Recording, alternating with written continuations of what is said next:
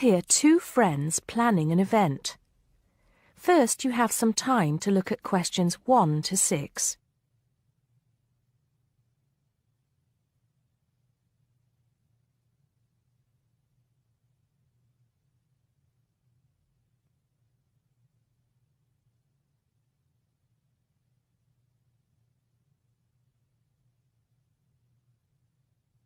Now we shall begin. You should answer the questions as you listen because you will not hear the recording a second time. Listen carefully and answer questions 1 to 6. Hello, Joan. I'm glad you could come. Hello, Peter. What's up? Is something the matter? No, everything's fine. It sounded urgent on the phone. Did it? It's just that I've had this idea and I wanted to see how soon we could get it off the ground. Well, don't keep me in suspense. You know they're planning to close down the local clinic. It was in the newspaper yesterday, but most people have actually known for some time. Well, I thought we should do something about it. What did you have in mind? I thought we could organise a charity event and donate the money to the clinic. I know it doesn't sound like much, but it will show the local council how we feel and that we mean business. That'll take quite a lot of organising. Why don't we just hold a protest outside the town hall? A protest would take just as much organisation as an event like this. Besides, I think fewer people would turn up. A village fair or something like that would attract more people and get money for the clinic. People are more generous when they're enjoying themselves. OK then, it sounds good to me. How do we start? First, we put our heads together and come up with a list of people who'll be willing to help and people who can provide us with some of the things we need. For example, we might need a caterer to provide refreshments, a rock band for entertainment, tents and so on. Then, we do a lot of telephoning around and try to get everybody together at the same time in the same place. Sounds like a lot of work to me. Well, that's only the beginning. First things first, though. Let's decide now on who to get to the initial meeting and where and when to hold it. Fine. Well, the village hall would be the best place to have the meeting. It's not as big as the youth club, but it's warmer. There'll be no problem getting permission to use it, but I suppose it depends on how many people we invite. We don't want too many, otherwise the meeting will go on too long and nothing will get decided. But the village hall is a good idea. It's more official than having it in someone's living room. How many? 6 or 8 people to start with? 10 at the most? OK, now we have to decide on a suitable day and time. Suitable to everybody, I mean. A Saturday or Sunday would seem to be the best choice because people aren't at work on those days. But they may not like the idea of giving up a part of their weekend for a meeting. Unless we persuade them it's for a good cause, or that it's to their advantage, and that it'll all be a lot of fun. We'll provide refreshments, of course. What if some don't want to give up their weekend? Then we'll give them an alternative. Say, one evening in the week after everybody's finished work. We'll see which is the most acceptable to them. Then book the hall. I can do the refreshments for the meeting.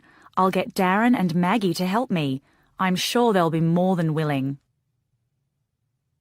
Before you hear the rest of the conversation, you have some time to look at questions 7 to 10.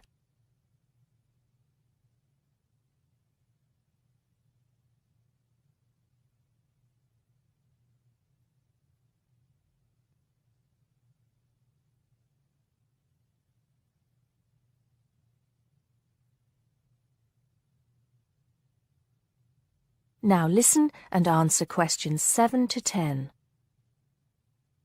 So, what's next on the agenda?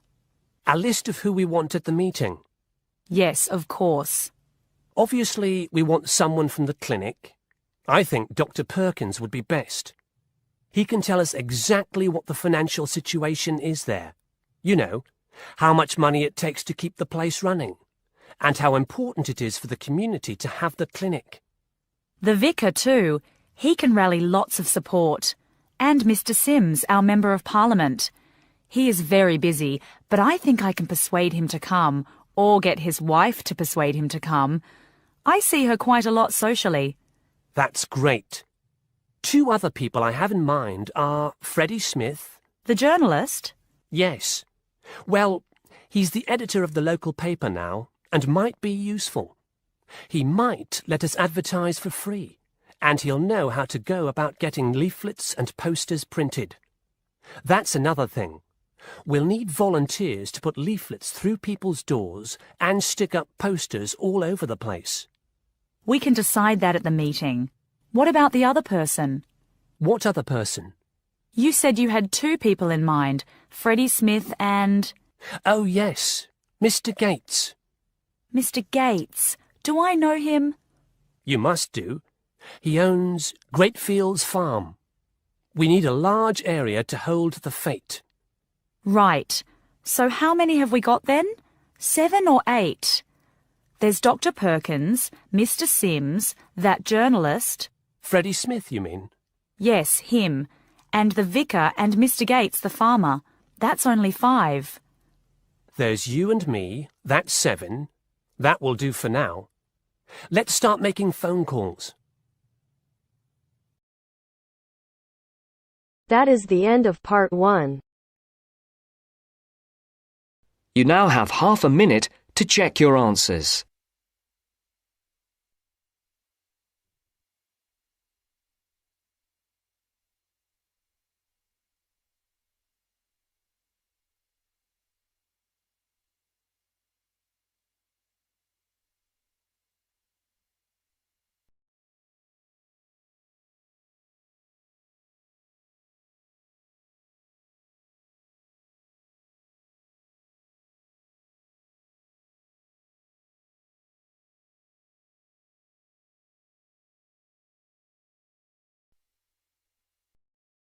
Now turns to part 2. Part 2. You'll hear a lecturer talking to students about a printing process. First, you have some time to look at questions 11 to 15.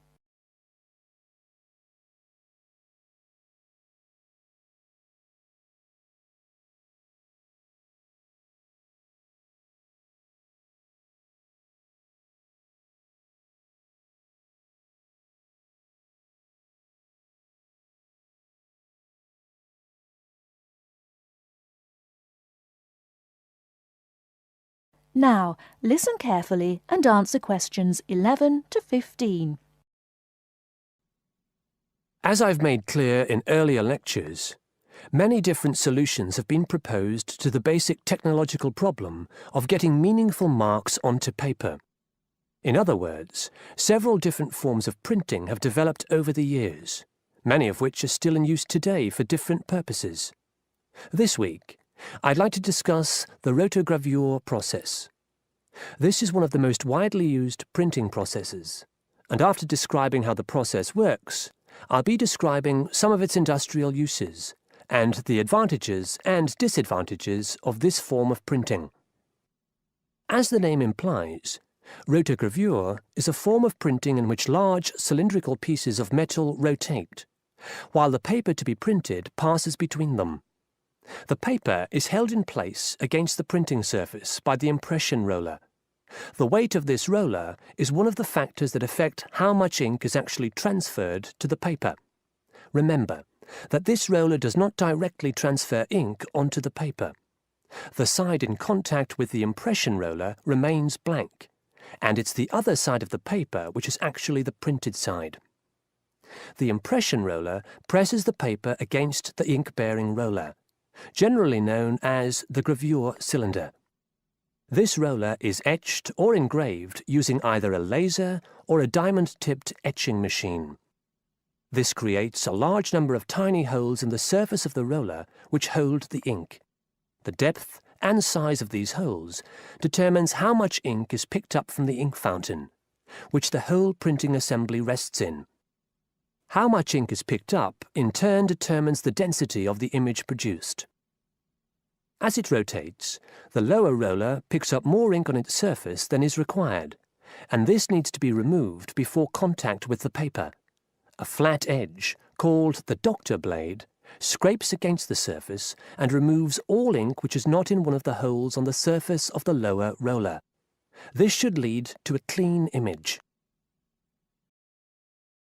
Before you hear the rest of the talk, you have some time to look at questions 16 to 20.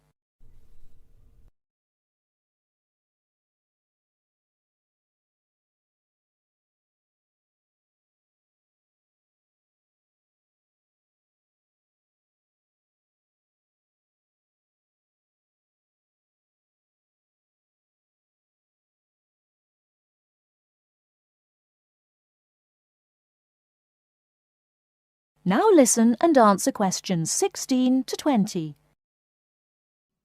Now that we understand a little of the mechanics of rotogravure printing, I'd like to look at it in the wider context of the printing industry and discuss the main uses. One of the main advantages of the rotogravure process is that the amount of ink which can be transferred to the paper is high compared to other printing methods. This means that a broad density range can be produced.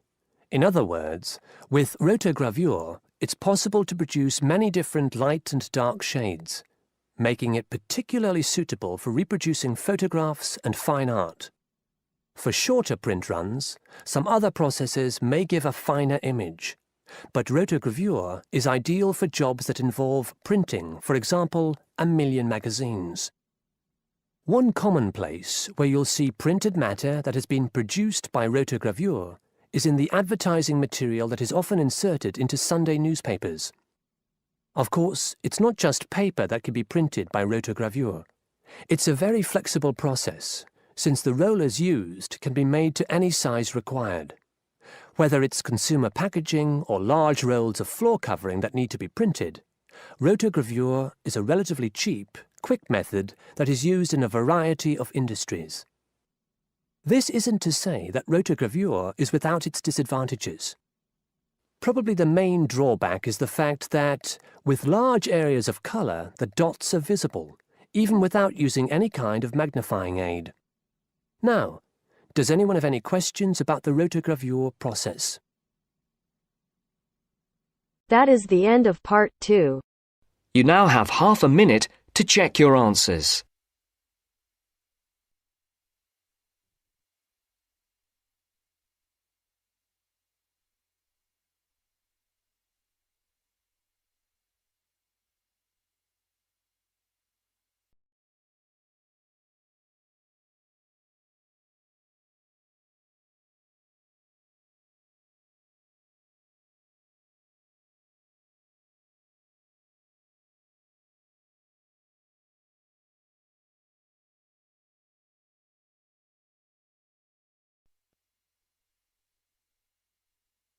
Now turns to part 3. Part 3. You'll hear a lecturer talking to students about America in the 1960s.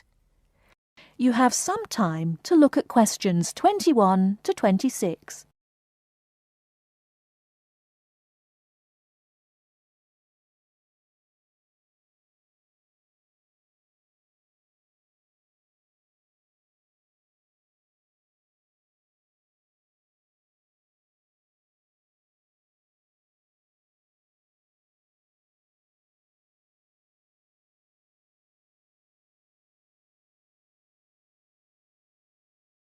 Now listen carefully and answer questions 21 to 26.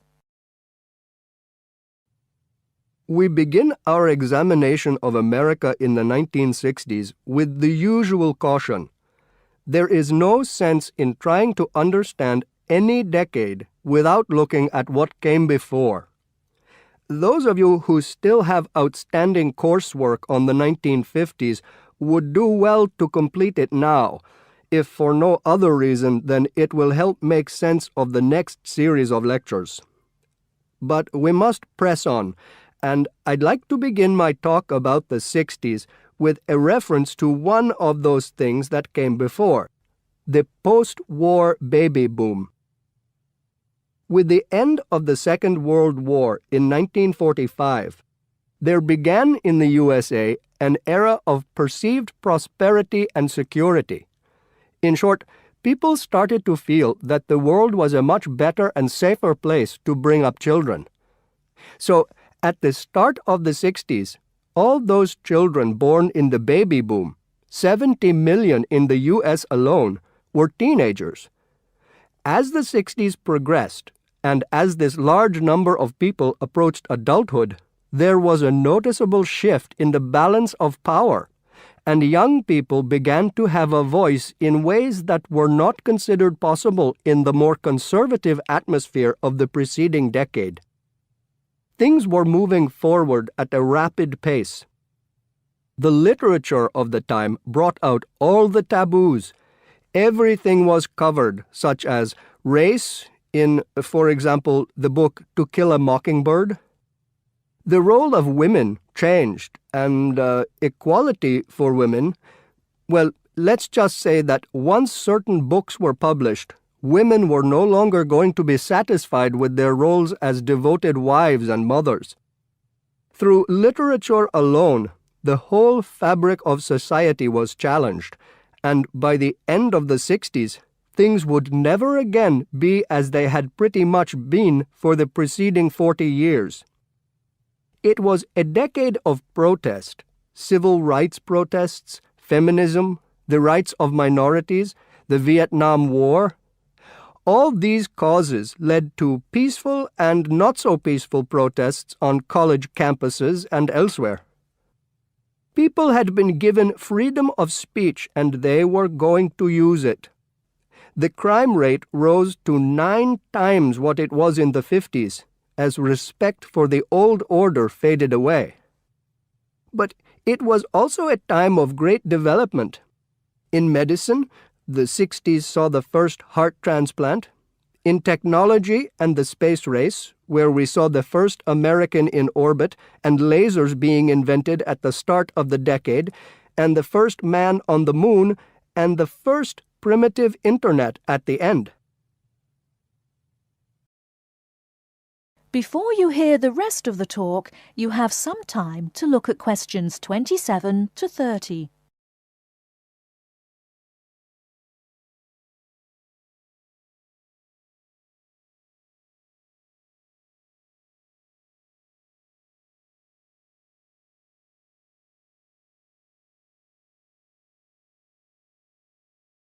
Now listen and answer questions 27 to 30. None of this, good or bad, might have happened if things in 1962 had gone slightly differently.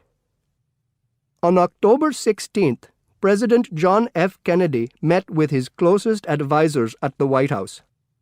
They had obtained photographic evidence showing that Cuba was building or installing nuclear weapons. It was widely believed that Cuba was preparing to fire these weapons at cities in the USA. Kennedy was faced with 3 choices: to try to resolve the crisis diplomatically by negotiating with Cuba and the Soviet Union, to take action to block the delivery of more weapons into Cuba, or to attack Cuba, destroying their weapons. Believing that the first option would end in failure and that the third option would lead to war, it was the second option that Kennedy chose. In doing so, he succeeded in preventing the buildup of more missiles. The Soviet Union then withdrew the weapons from Cuba. Most historians agree that if Kennedy had acted differently, the episode would have led to a full-scale nuclear war between the United States and the Soviet Union. Millions would have died, and the world would have been changed beyond recognition. That is the end of part 3. You now have half a minute to check your answers.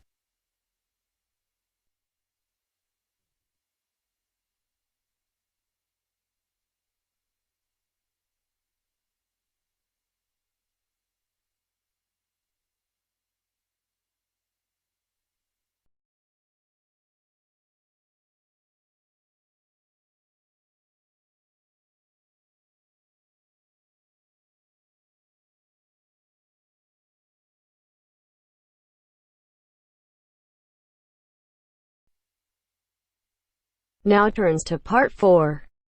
Part 4. First, you have some time to look at questions 31 to 40.